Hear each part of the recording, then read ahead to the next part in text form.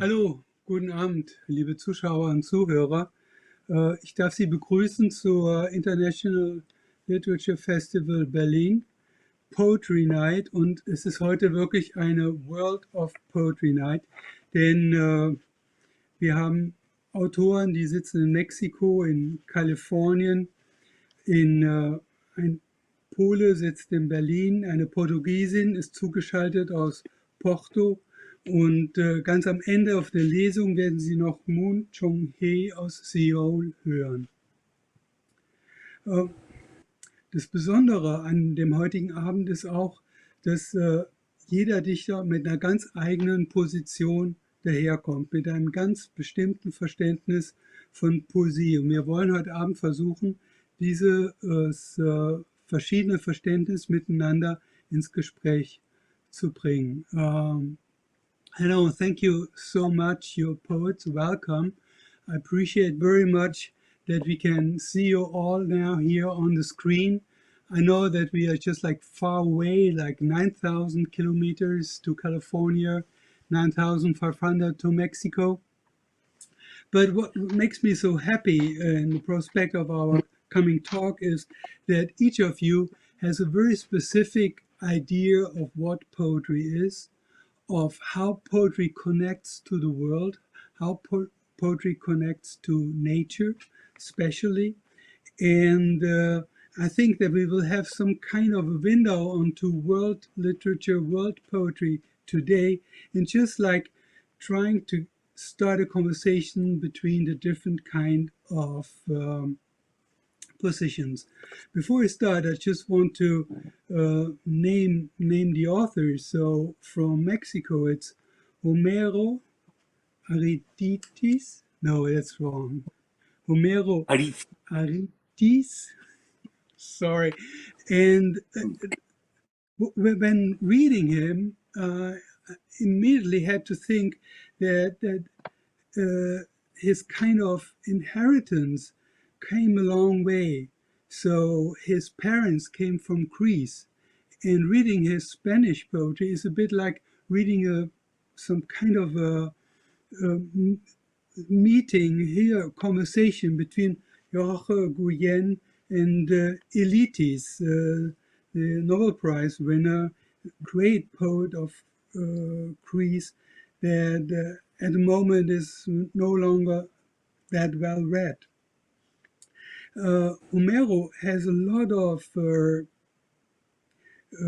praise to his name from people so diverse as Kenneth Rexroth and Octavio Paz and Seamus Heaney, underlining that his idea of poetry is something really special, because this kind of a mixture between the Spanish side and the Greek side, between making poet, techne, and being, sein. This is leads him to some kind of elemental approach. Forrest Gander is here on the screen, but he's actually sitting in California and has the wild winds around his house with all the fires blowing inside his windows. He was born in Barstow, California, which is the place of the most underappreciated and most original American compositions by Harry Patch Barstow. Yeah. And it's a piece of music which has as lyrics the little scribbles that Hobo did on this bridge while they were waiting for someone to pick him up. I think this is a very poetic illusion, and if you hear Harry Patch, you would understand why Tom Waits is in the world. There is some kind of a secret undercurrent there. Tom Waits lives in the town next to mine. I see him at the hardware store. Where he buys his scribblings, buys his notebooks. So we know now where this is. Luísa Amaral is from Porto. She started to write after having PhD on Emily Dickinson. And as we know now from a little essay that she wrote, her dog is called Millie Dickinson. So it seems that she has a very close connection over the years developed to Emily Dickinson. But her own poetry is sparse as Emily Dickinson is, but has an openness and an open spark to it that the Paris Review said her poems are like a lightning in a bottle.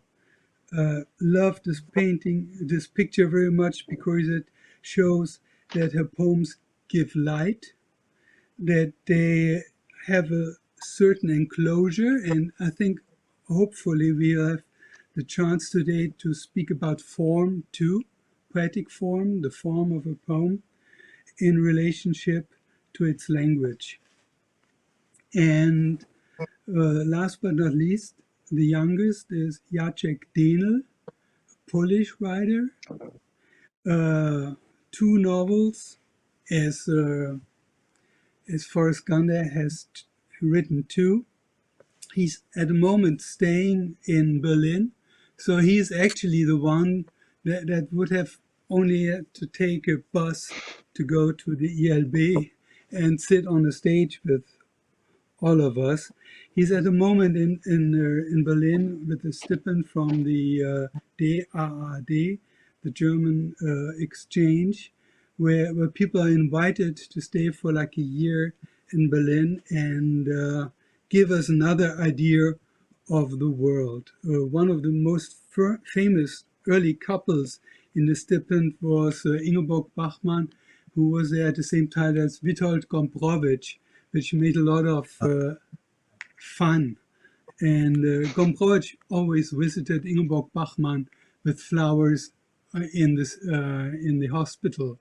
So he was one of the few people who really cared about her at this time in Berlin. I think that was like in 61.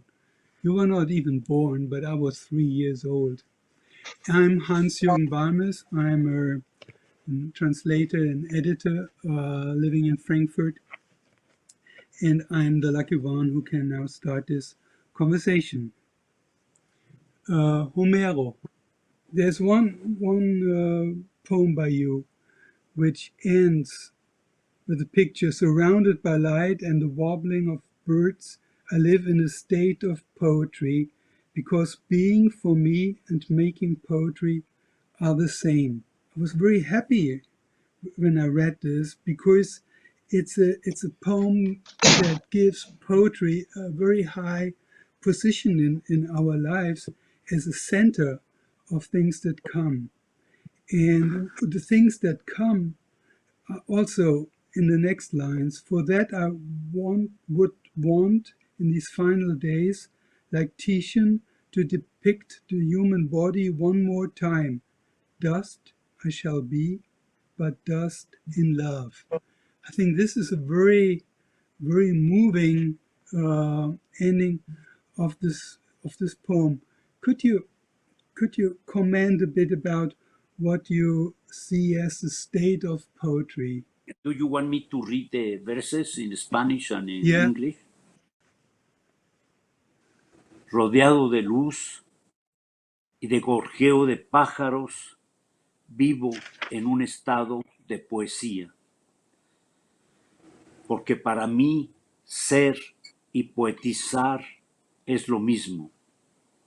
Por eso quisiera, en estos días finales, como Tiziano, representar una vez más el cuerpo humano. Polvo seré, más polvo enamorado. Now the English translation. Surrounded by light and the warbling of birds, I live in a state of poetry, because being for me and making poetry are the same. For that I would want in these final days, like Titian, to depict the human body one more time. Dust I shall be, but dust in love. The reference to Titian is one of his last paintings that is in the Pinacothek that called Nymph and Schäfer by Titian, because he was painting, Venus all his life and all that, but at his old age, he wanted in this painting to paint one more time the human body. And I was always impressed by this great poet, painter, in love with the human body.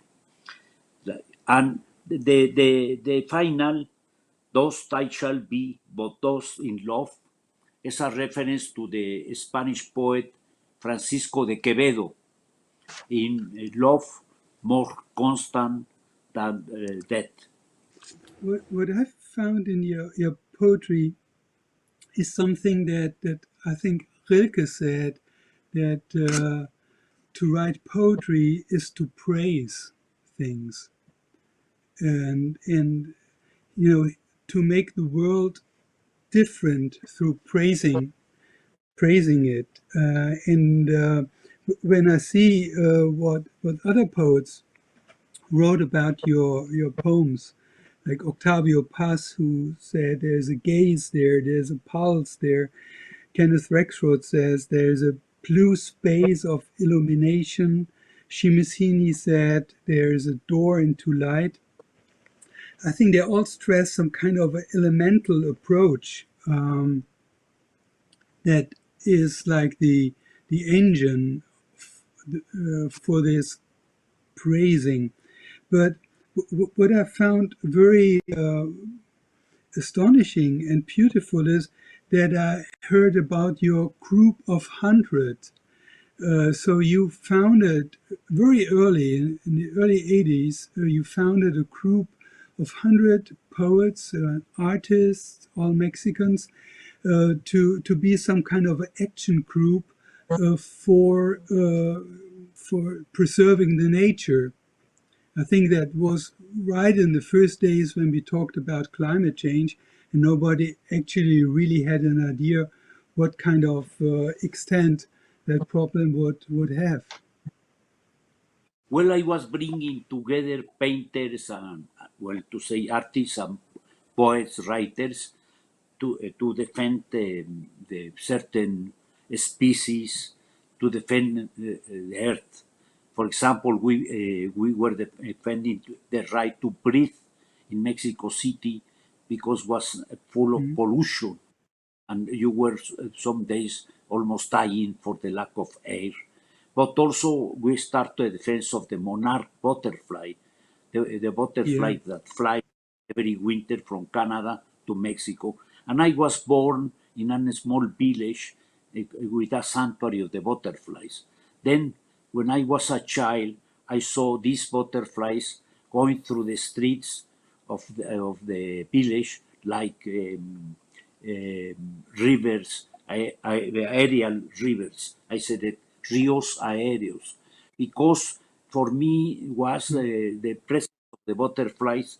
It was like the resurrection of winter, but also a presence of the date of the death in Mexico, because they arrived just the day of death, November the 2nd. Then you can see these butterflies in the cemeteries.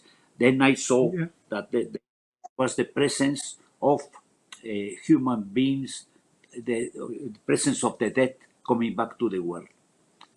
And also the great whales coming from the yeah, Arctic and were killed and in the Lagoon San Ignacio, and they wanted to build a mine of salt, marine salt there, the yeah, Mitsubishi and the Mexican, and we stopped the project.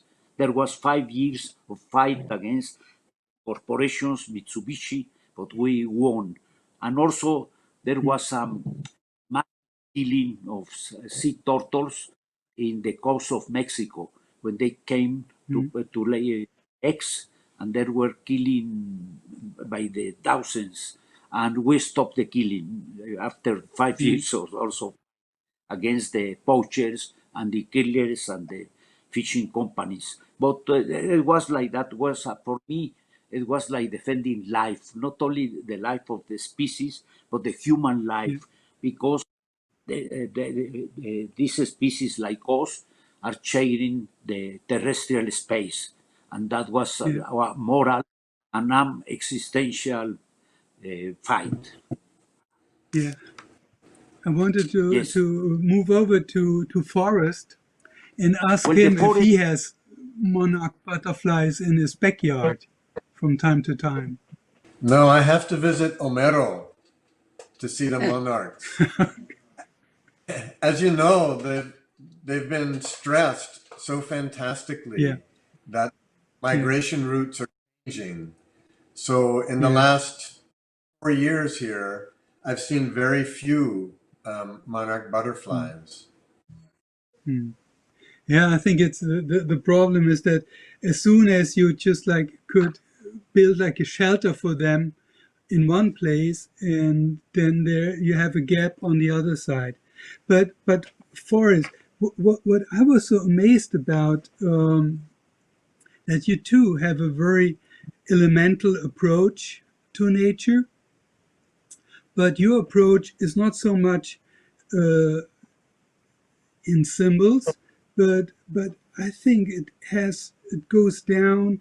It's a bit like the roots under a tree, which are much more spread out than the branches of a tree, and that your poetry is doing the root work in a way. That's a very close reading, Hans. Thank you. I think there's that becoming a symbol can be a positive thing, but often it can be a negative thing.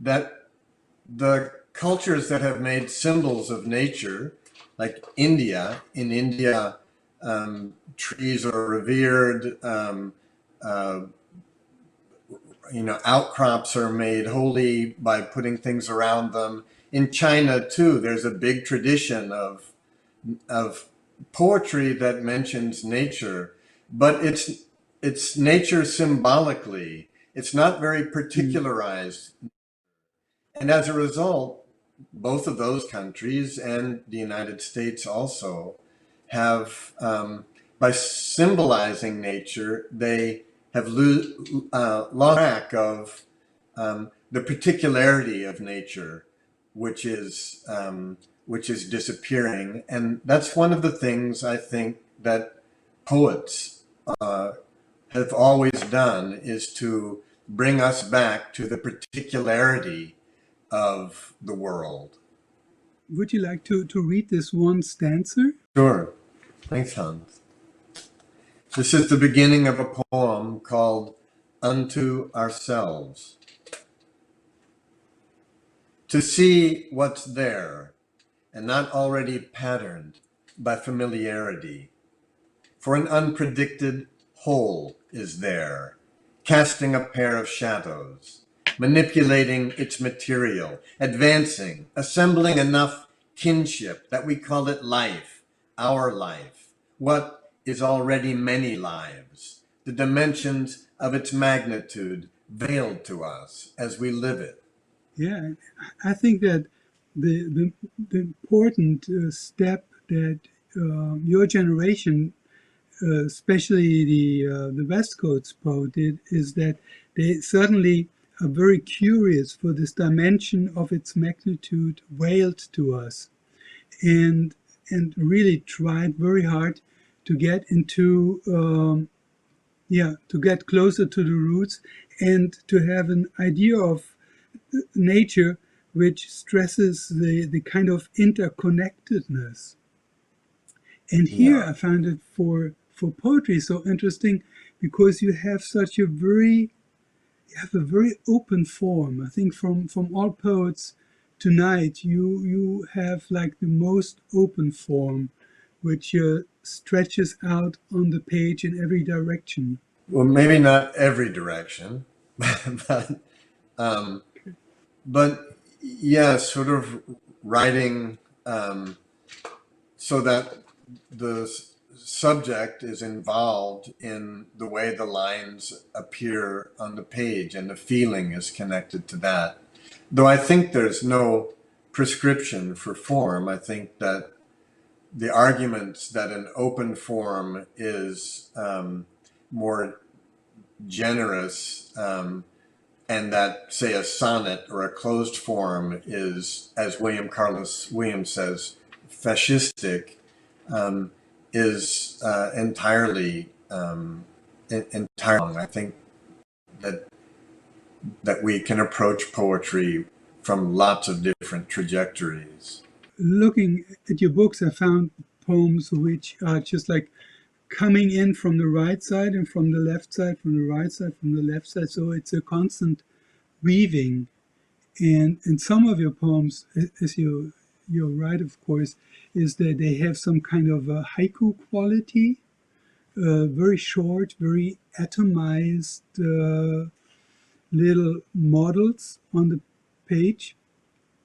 But is there, which is the connection between your thinking that the poem has to stress particularity, and on the other side, this vast dimension of branching out in all directions? I think, Hans, that's something I learned from my training as a geologist, that as a geologist, to be aware of what you're looking at, you have to know the microscopic, the crystalline level of the shear zone, for instance, that you're examining. You have to know what's happening at the microscopic level, but you also have to step back and see the way that the fault lines and the uplift and the large structure is happening. And I want poetry to do that too. That sense you mentioned before of entanglement is how I experience life. That at any given moment we're feeding lots of trajectories of awareness into that moment of being, el ser, as Homero says, and that poetry can be responsive to that, can be open to that multiplicity, which is sort of our experience of being in the world. Sorry, just like there was so much in your answer there, because it's really the kind of poetic bedrock of your work, and what makes me so enthusiastic when I read your poems is lines like "only reality, his curious mind," so that the kind of curiosity that drives you as a poet is there to be felt in every line. And this makes your poem so so driven by an energy, although they are quite complex models of experience. Ana Luisa, we just mentioned the famous Miss Dickinson in your life. Yes. Is it still okay to ask you about it, or are you tired of this? It's fine. It's fine because, I mean, I started to work on Emily Dickinson, as you said, in the 1990s. Oh, no, I'm sorry, in the late 1980s. And I just fell in love with her and with her poetry. And I never stopped. I mean, it's a love story that has never ended. I was just listening to Forrest. I was just listening to Homero. You know, and lines were coming. For example, when Forrest was speaking about being a geologist and the microscopes, immediately I remembered that short poem by Dickinson. Faith is a fine invention when gentlemen can see, but microscopes are prudent in an emergency. I mean, she has such wonderful lines. You know, there's a world, a whole world in her poetry. I do love her. So no, it's not. I just would like to say something. I always wrote poetry, Hans, always. I only started to publish in 1990. That was my first book. But the poems were already there. I always wrote. For me, and this has to do, I think, with what Homero said. I'm going to use a commonplace, but it is as if, I need to write poetry, you see. Yeah. Of course, I don't publish all the poems, but I need to write. If I go like Yeah. a month or 2 months without writing, then I start, being worried and being very, very anxious. So it comes to me as breathing. I paint a little bit, watercolor mostly, but I don't need to Mm-hmm. paint. You see, but I need to write. Mm-hmm. That's the difference. Yeah. I Yeah. can't live without writing, but I can live without painting. Yeah. But Dickinson, yes, she is, always. She's one together with Blake, together with Shakespeare. She is, together with Rilke. She is one of those, and Pessoa, of course, in Portugal. Camões. Okay. But you're now translating Shakespeare sonnets, Yes. which must be a completely different kind of task. Yeah, but it's wonderful. I love to translate poetry. I love to translate poetry. It is almost as if, as when writing poetry.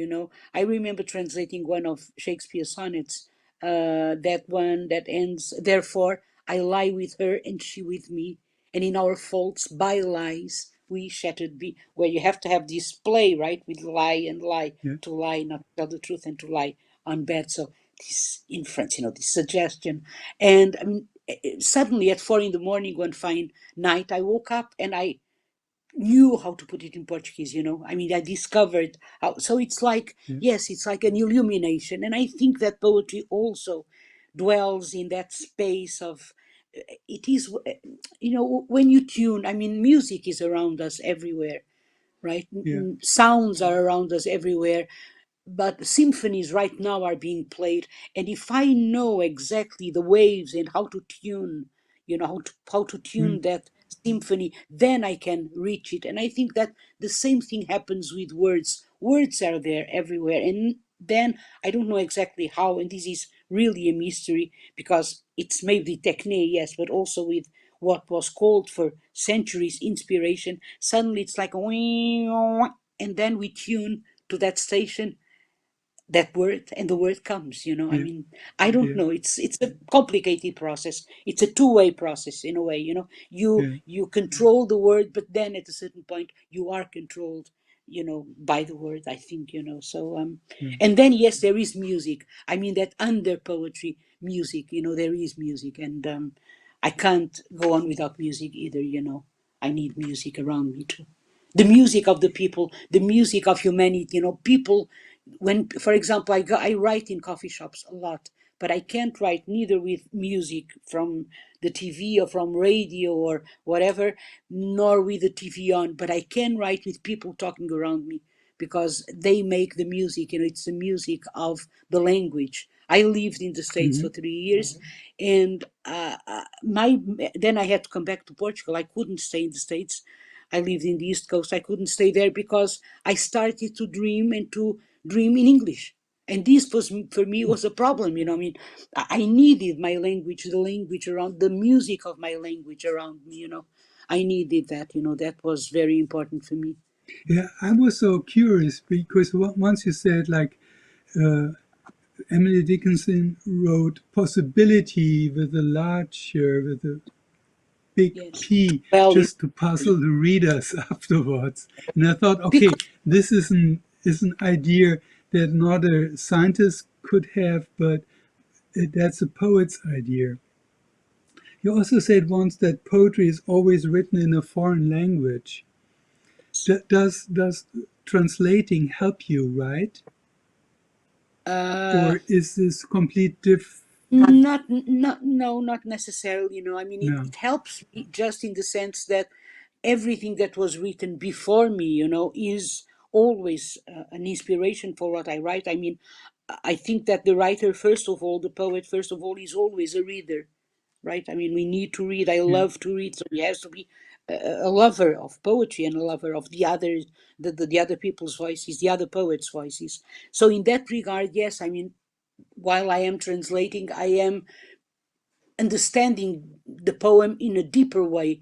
So if that makes me, if that makes me then being more influenced, in the good sense, of course, I mean influenced and yeah, enlightened, let's say, by a yeah, certain poem, by a certain writer, and then I bring that voice, because poetry really is also that, right? And then I bring that voice or echoes of that voice into my own poetry. If the, if this happens, then yes, the fact that I yeah, am yeah. working on that poet, to translate him or her, uh, Mm-hmm. then comes into my poetry. But I only translate what I really love, and it can Yeah, come from, it can be Rilke, it can be Shakespeare, it can be Dickinson. I mean, yeah, what I love. It's yeah, an act of love, yeah. I think. In one poem, you say, feel the word inside her body. And I thought this is just like a sensation that sometimes sparks a poem. And I was Yeah. very, very much taken by your poem Visitations. Do you want me to read Uh, it? yes, because it has this tenderness in it that some of your poems have, and I really completely fell for that kind of tenderness. Is Thank you a very much. counter-reformation to silence, as you say. Visitações, ou poema que se diz manso. De mansinho ela entrou, a minha filha. A madrugada entrava como ela, mas não tão de mansinho. Os pés descalços, de ruído menor que o do meu lápis e um riso bem maior que o dos meus versos. Sentou-se no meu colo, de mansinho. O poema invadia como ela, mas não tão mansamente, não com esta exigência tão mansinha. Como um ladrão furtivo, a minha filha roubou-me inspiração, versos quase chegados, quase meus, e mansamente aqui adormeceu, feliz pelo seu crime. Now, in English? Yeah, Hans, yes. please. Visitations are a supposedly gentle poem. She entered very gently, my daughter. The dawn entered with her, but not quite as gently. Her bare feet made less noise than my pencil on the page, but her laughter was louder than my poem. She climbed very gently onto my lap. The poem, like her, came creeping in, but not quite as gently, not with the same gentle urgency. Like a furtive thief, my daughter stole my inspiration, those lines almost finished, almost mine. And here she fell, gently asleep, contented with her crime. Are Thank there you. many poems that your daughter interrupted? Yes, yes, many poems that, well, in I have my complete poetry is this, it's very, very big. I have like Yeah, 20 poems to my daughter there, and yes, she interrupted many, many poems. But in a way, poems are also sort of children. The big problem is that they don't have, I mean, their body, you can't hold a poem, it has yeah, it has no weight on your body, real weight on your body. And so if I were, I think that those are the most important things for me, truly, in my life, my daughter and my poetry. But yes, she yes, interrupted a lot. But like poetic interruption, that's a very interesting theme in poetry, right? yes, Starting with Coleridge, right? That was interrupted. And yeah, yet the poem is written, even with interruptions, the poem is written. The yeah. interruption is the inspiration for the poem, yes. Jacek, I was amazed by one poem by you, which takes place like in a museum for natural history, and it shows a deer sitting atop of a closet. During my studies, I was studying at the Warsaw University and at the Warsaw Academy of Arts part-time. and I was attending drawing classes at the medical academy. So we were going there, observing those fetuses in jars in a small weird room. And there was also this skeleton of a deer, which basically was the spark that started the whole poem. I was amazed because this deer, in a way, for me, was a bit like the reader. Not that I felt like a skeleton, but that the poem is like put away in the closet, but it always tries to find some kind of gap, because underneath all the kind of things that are there in the world, there's always some kind of current. And if your poem digs onto this layer, into this current, I think then that's perhaps something like the moment of poetry, and then the poem starts. Well, yes, and I think this current that underlines reality is something that you largely cannot achieve verbally.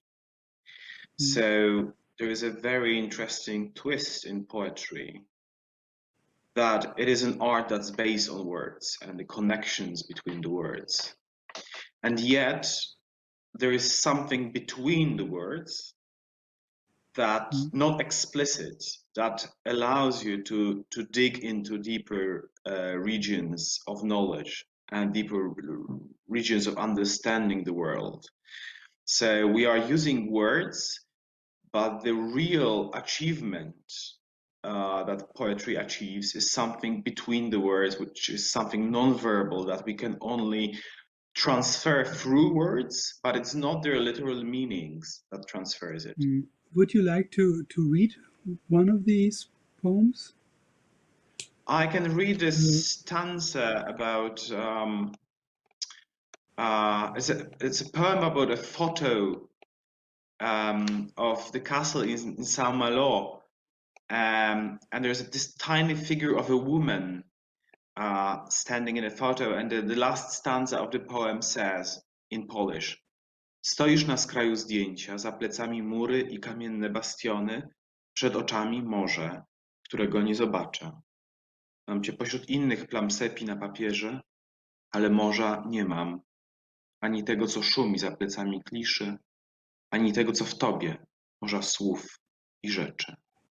And in English, in translation of Karen Kovacic, it is: You're standing at the photo's edge, behind you stone walls and ramparts, facing you the shore I'll never see. I've got you among those smears of sepia on paper, but the sea I don't have, nor that roaring just beyond the frame, nor what's in you, a sea of words and things. I found it very, very interesting what you said about like the interstices between the words. Here there's the sea out there, and there's the sea inside the head, but in a way the poem is like hovering between these two aspects of sea. It's a great thing in poetry that you can say complete rubbish. So you can question all the logical implications and the ways people think, the ways that we are used to think. And then you create a different approach through the words, through complex grammar structures that we all know, and yet you are putting some kind of dynamite in the language.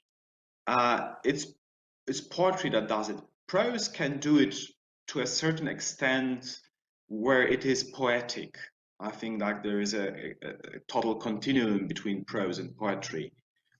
But poetry has this very special way of distorting reality and yet giving us access to something deeper and more true than what we see normally. So I can speak in the poem both about the real sea that we can see on the photo. I can speak about the sea that we have in the mind of this woman, and this is a metaphor only. And I can combine those two images, I can give them to the reader, and the reader will find there something, not only that's not in the real world, but also probably not something that I put there. So he or she will find their own meanings of the metaphors. When I in prose say that someone went into the room, entered the room and opened the door, we have more or less the same idea of it. Of course, we can imagine this person differently, we can imagine the room differently, but the action is more or less understandable in the same way. When in poetry we use complex metaphors, unusual metaphors, we are giving way to our readers so they can create their own worlds in the process of reading. Yeah, and I was also very much taken by the one poem, Alexanderplatz, about this moment of beauty that can't be captured, can't be taking a photograph of, because as soon as you try to catch it, it disappears. And it's never as beautiful as it was in this first moment of enchantment. It's when you meet someone who is charming and delightful, and then you try to describe it to another person, or you meet this person more often, and you lose this intensity of charm that we often see in this first moment, that we are sort of drunk with someone's charm and beauty. And yes, I think that this very moment when you decide to describe something in a poem or take a photo of the beauty that you've discovered, observed, then very often you are losing a large part of its original charm. Thank you very much, you poets all over the world, for this wonderful conversation. I think we've heard a lot about metaphor, about symbols, about form, but we also got to know 4 different kind of approaches to use the poem as some kind of a tool to know more about the world, to see more about, and also learn more about the poem as a tool to navigate all the kind of new knowledges we have to incorporate into our lives. Next will be that we have readings of all 4 of them that you've listened to in the conversation, and after that, one more extra from Korea, Moon Chung-hee. Don't miss this, please. And thank you very much for listening to ELB Poetry Night in September 2020, broadcasted to you from 4 places all over the world. Thank you. From Twice Alive. Mycobiont, just beginning to enwrap photobiont, each to become something else, its own life and a contested mutuality.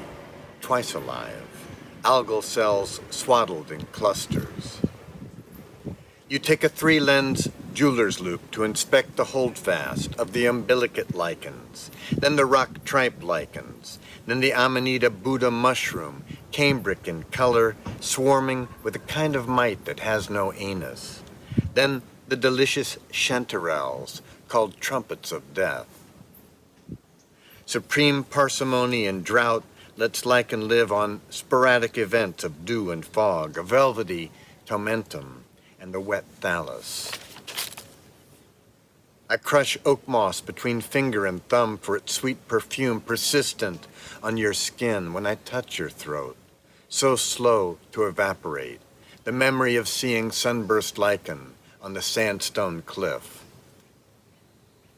Though crustose lichen relish decay, Vagrant lichen go all hygroscopic, spores spurting out through walls split at the invagination fronts. But if herbivores eat wolf lichen, they die, and if carnivores eat it, they die writhing in pain. With the exception of mice, it is rarely possible to tell if lichen is dead or alive. The fuzz of fecal dust from lichenivorous mites triggers woodcutters' eczema, the bane of loggers knee-deep in sweet fern, sawing down cedar. In the presence of water, photobionts go turgid. In hours of dark respiration, a spermatic green corn smell takes the shape of a lamellated mushroom. In cavitating symplasts, spores loosen into the elongation zone on a night of caterwauling loons. So, evening finds us at this wood's edge, where, at a dead oak's base, shoestring rot glimmers, its luminescent rhizomes reflected from the eyes of a foraging raccoon that doesn't yet sense us. Air, ghostly and damp, clings as we step from our woods to look across the field toward the first lane of lit houses, their dull pewter auras restrained by wet haze. Cordyceps, the brown of your eyes, softened with rain and remotely fluorescent, dissolve into slime after a few days. Whatever we thought we were following was following us, its intention unlinked to our own.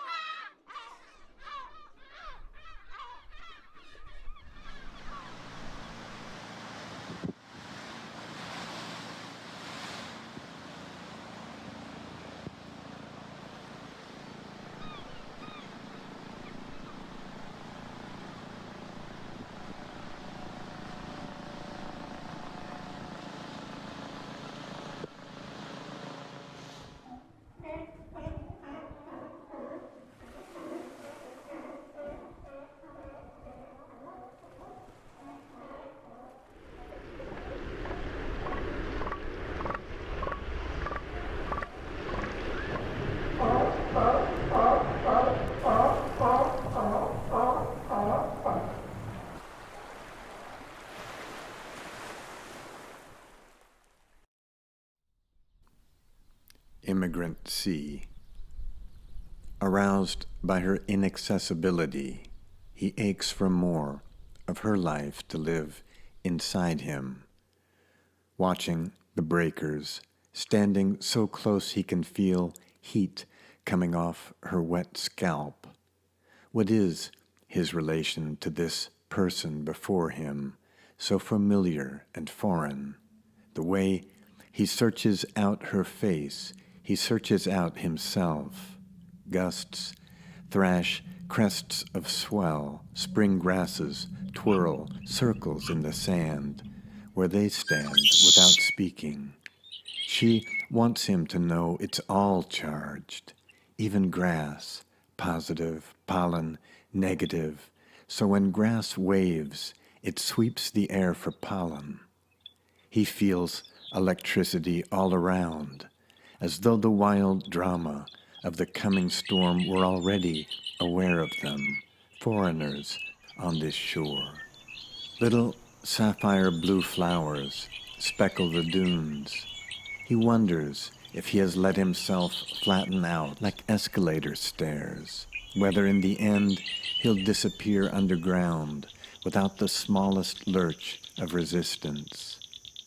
But when her lavish face turns toward him, beaming, the corners of her eyes wind-wet, he yields to that excess.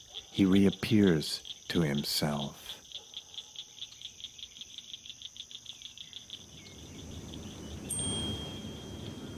Wasteland for Santa Rosa.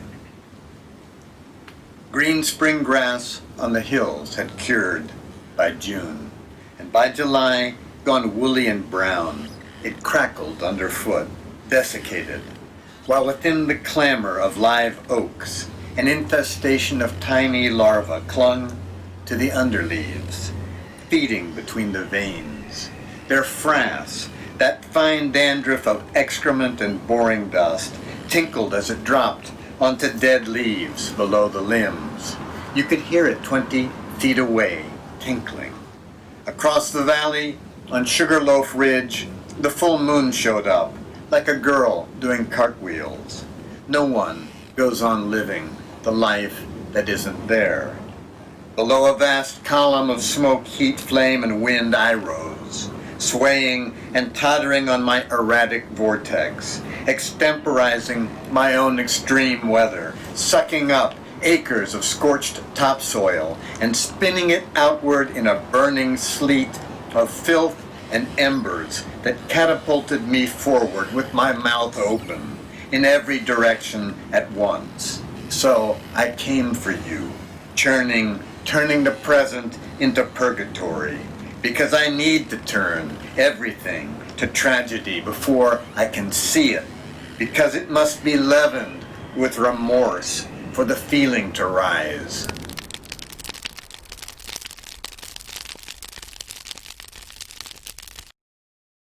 Unto ourselves, to see what's there and not already patterned by familiarity, for an unpredicted whole is there, casting a pair of shadows, manipulating its material, advancing, assembling enough kinship that we call it life, our life, what is already many lives, the dimensions of its magnitude veiled to us as we live it. Across the cytoplasm of adjacent cells goes a signal that turns you toward me, turns me into you. We are coupled in quiet tumult, convergent arguments, an alien rhythm becoming familiar, a rhythm of I am here, never to be peeled away. We are become one thing, listening for what's there and not. Through the storm, neem trees on the hill stamp wildly in their roots. We have passed through the spring, but what thing has passed through us? Now your laughter transparentizes me, and whose sense of the self doesn't swerve? Your unconditional foreignness grows conditional, stops being foreign at all. With your nearness, my lens on the world shifts. A peristaltic contraction courses through us as a single wave. No longer can we keep our distance, our lips brush, or the tips of ourselves. But what language are you whispering to me, your teeth stained by Nilgiri tea, above the trills and whistles in the high limbs, above the screech of a bulldozer blade, shoving rubble up the wounded street, above the silence of an eyeless tick climbing a grass stem? I understand nothing but the lust your voice incites, the declamatory tenderness. How and who can say what force has queued up this hour for our small voices to merge into a carnality that did not exist before now? Come to this unforeseen conjunction. We slip into one another. We take hold in a pulse of heat, in a yes and no, for already we can see we are no longer what we were. As I find you within me, not fused, not bonded, but lodged. And for you, is it the same? The intensity of such investment, each of us excited by the volatility of the other, which propels us in a rush as something, perhaps our lips brush or the tips of ourselves, stripping away what? What was before? Was there even anything before? The reconfiguration is instantaneous experience. It is being itself. But whose being now? Was I endowed with some special pliability so that becoming part of you, I didn't pass through my own nihilation? And what does the death of who you were mean to me, except that now you are present constantly? because excess is what it took for us to transform to a fulge. You cast your life beyond itself. Can't you sense me with your ecstatic openness, like rain mingling with red earth? Without you I survived, and with you I live again in a radical augmentation of identity, because we have effaced our outer limits, because we summoned each other. In you, I cast my life beyond itself. Lugares comuns. Entrei em Londres, num café manhoso. Não é só entre nós que há cafés manhosos, os ingleses também. E eles até tiveram mais coisas. Agora é só a Escócia e um pouco da Irlanda e aquelas ilhotazitas, mas adiante. Entrei em Londres num café manhoso, pior ainda que o nosso bar de praia. Isto é só para quem não sabe fazer uma pequena ideia do que eles por lá têm. Era mesmo muito manhoso. Não é que fosse mal intencionado, era manhoso na nossa gíria, muito cheio de tapumes e de cozinha suja, muito rasca. Claro que os meus preconceitos todos de mulher me vieram ao de cima, porque o café só tinha homens a comer bacon e ovos e tomate. Se fosse em Portugal era sandes de queijo. Mas pensei, estou em Londres, estou sozinha e quero lá saber dos homens. Os ingleses até nem se metem como os nossos. E por aí fora. E lá entrei no café manhoso de árvore de plástico ao canto. Foi só depois de entrar que vi uma mulher sentada a ler uma coisa qualquer. E senti-me mais forte. Não sei porquê, mas senti-me mais forte. Era uma tribo de 23 homens. E ela sozinha, e depois eu. Lá pedi o café, que não era nada mau para café manhoso como aquele, e o homem que me serviu disse, "There you are, love." Apeteceu-me responder, "I'm not your bloody love," ou "Go to hell," ou qualquer coisa assim, mas depois pensei, já lhe está tão entranhado nas culturas. E a intenção não era má, e também vou-me embora daqui a pouco, tenho avião, quero lá saber. E paguei o café, que não era nada mau, e fiquei um bocado assim, a olhar à minha volta, a ver a tribo toda a comer ovos e presunto, e depois vi as horas. E percebi que o táxi estava a chegar e eu tinha que sair. E quando me ia levantar, a mulher sorriu como quem diz, "That's it." E olhou assim à sua volta para o presunto e os ovos e os homens todos a comer. E eu senti-me mais forte. Não sei porquê, mas senti-me mais forte. E pensei que, afinal, não interessa o Londres ou nós, que em toda a parte as mesmas coisas são.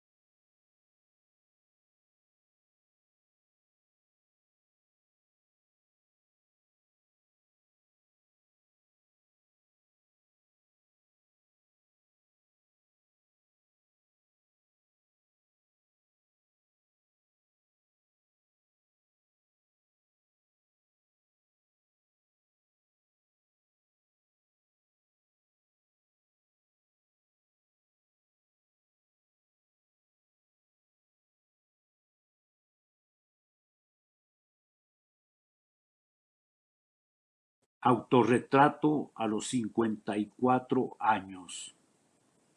Soy Homero Aridjis, nací en Contepec, Michoacán, tengo 54 años, esposa, y 2 hijas.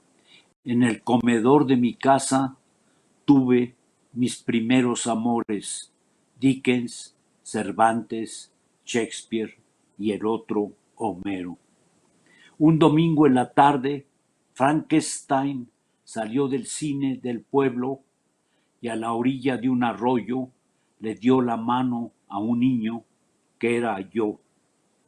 El Prometeo formado con retazos humanos siguió su camino, pero desde entonces, por ese encuentro con el monstruo, el verbo y el horror son míos.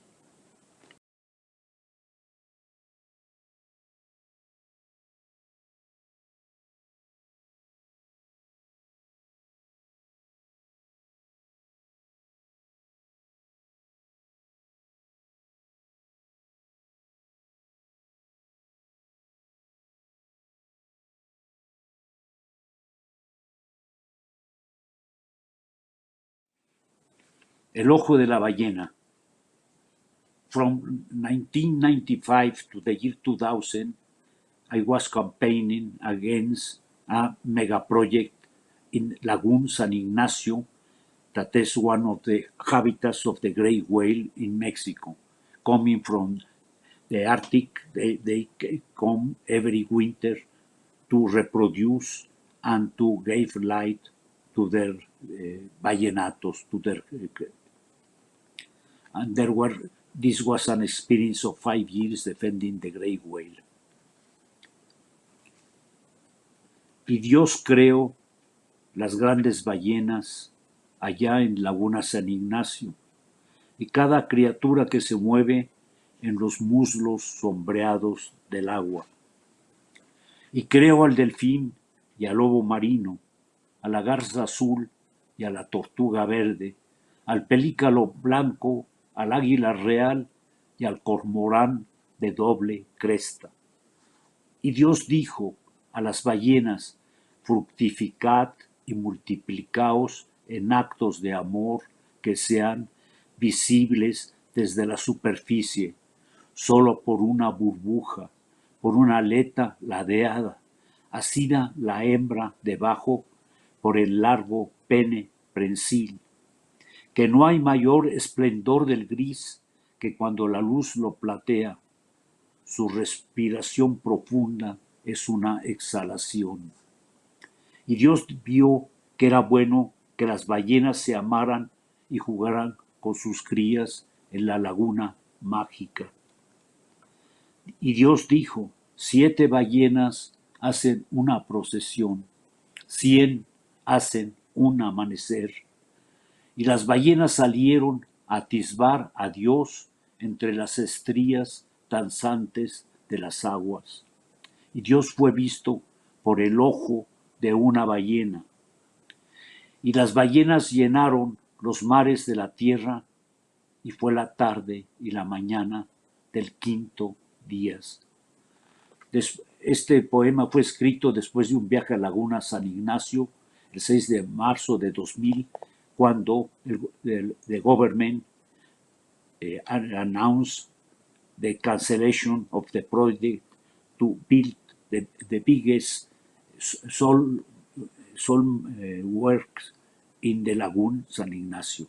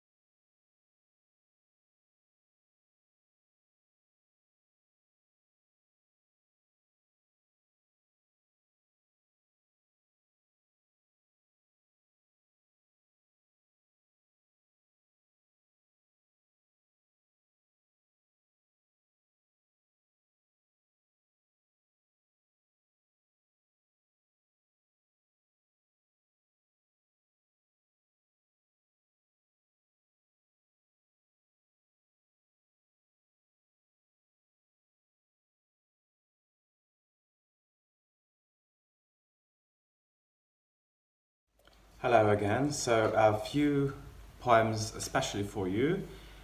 I'll read them in Polish, but you'll get your German translations, hopefully. First, a short poem about a photo from my early childhood. 8,5 na 13,84. Dokąd idziesz, chłopczyku, w czapeczce w szkocką kratę, w ubranku z darów, w wyblakłych kolorkach minionych lat 80. Wszędzie, gdzie pójdziesz, będzie gorzej.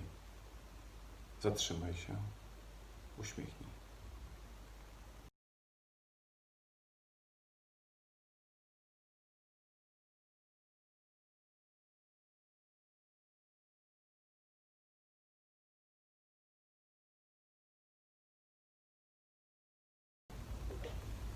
Aleksanderplatz.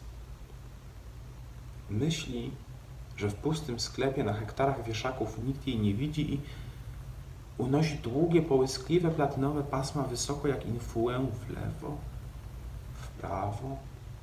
Przegląda się 16-letnia, 17-letnia najwyżej. Patrzę na nią ze szczytu ruchomych schodów w bezinteresownym zachwycie, jak na muszlę albo chmurę. Sfotografować i koniec. Szarganie po okładkach, rozkładówkach, Instagramach, zapisać to samo. Tylko w tej jednej chwili z uniesionymi włosami, kiedy ona jeszcze myśli, że nikt jej nie widzi, a ja jeszcze nie myślę, żeby ją zapisać, widzimy oboje to piękno, niezmącone.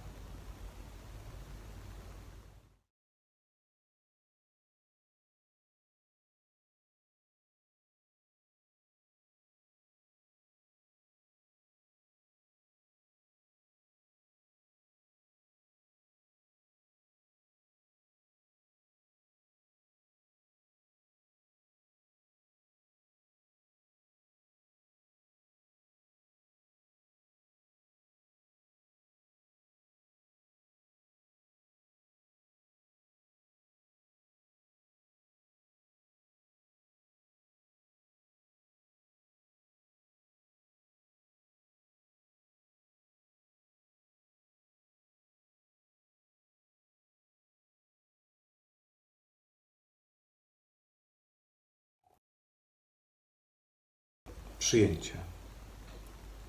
Stoją za oknem strome ciemności, ciemność przychodzi do okien w gości, a za ciemnością idą zwierzęta, żaden bestiar już ich nie spamięta. Za zwierzętami śmierć biała kroczy, śmierć sześcioskrzydła, na skrzydłach oczy. Stają u okien, patrzą do środka, warto się zmieni. Kto je napotkał? W środku tłum, książki, meble i szklanki, czyli szkło, papier, drewno i tkanki. I śmierć i bestia się rozpromienia, że się serwuje tyle jedzenia. Przez miłożębu patrzą gałązki na nieświadome niczego kąski. Ty, jeśli czekasz jakichś morałów, nie czekaj dłużej. Czasu jest mało. Bądź dobry, kochaj. Starzej się z wdziękiem. Zamki są słabe. Szyby są cienkie.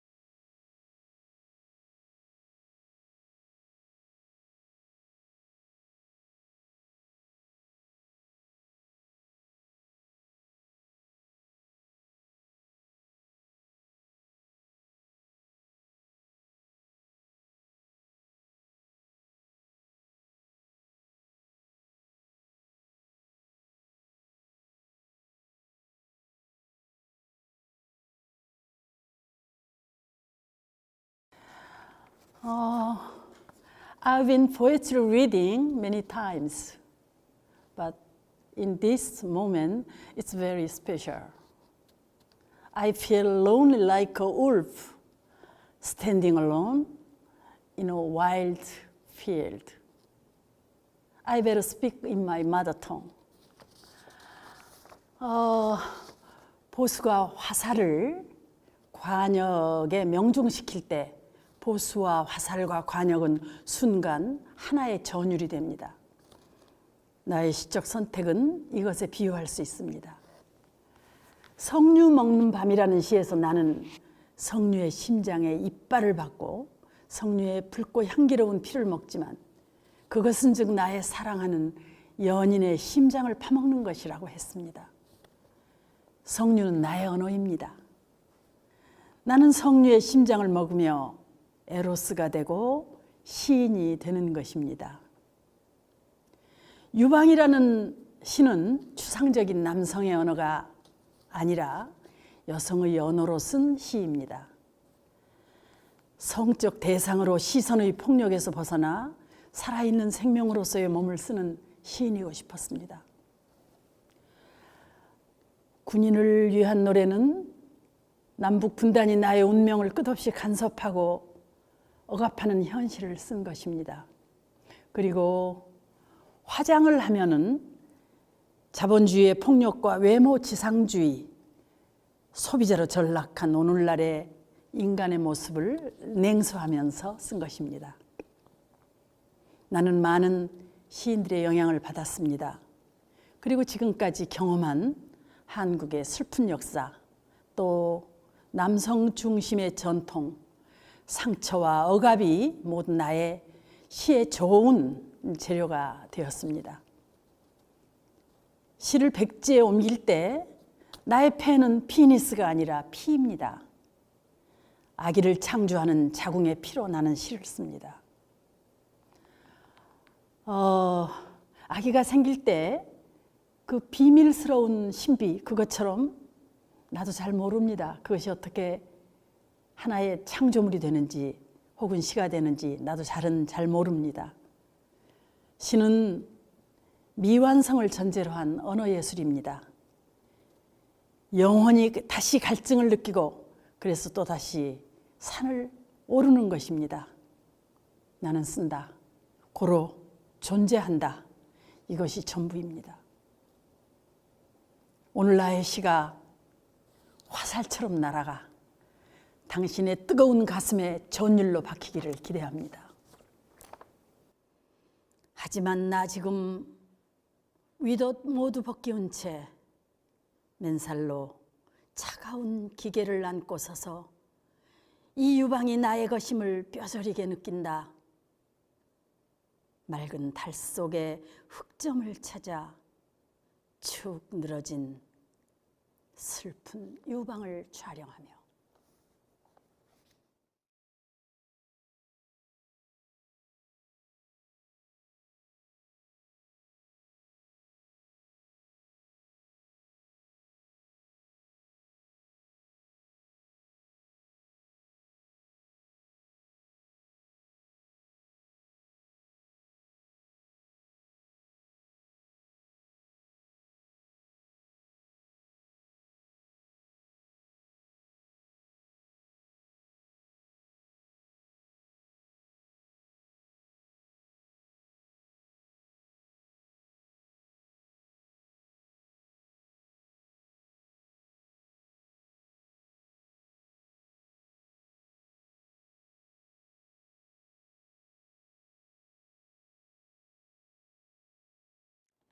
화장을 하며 입술을 자주색으로 칠하고 나니 거울 속에 속국의 공주가 앉아있다. 내 작은 얼굴은 국제자본의 각축장, 거상들이 만든 허구의 드라마가 명실공히 그 절정을 이룬다. 좁은 영토에 만국기 펄럭인다. 금년 가을 유행색은 섹시 브라운. 샤넬이 지시하는 대로 볼련지를 칠하고 예쁜 여자의 신화 속에 스스로를 가두니 이만하면 음모는 제법 완성된 셈. 가끔 소스라치며 자신 속의 노예를 깨우치지만 매혹의 인공향과 부드러운 색조가 만든 작시는 이미 저항을 잃은 지 오래다.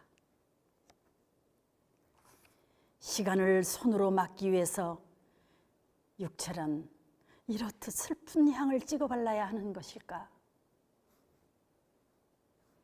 안간힘처럼 예스텔로더의 아이라이너로 검은 철책을 두르고 디오르 한 방울을 귀 밑에 살짝 뿌려 마무리한 후 드디어 외출 준비를 마친 속국의 여자는 비극 배우처럼 서서히 몸을 일으킨다.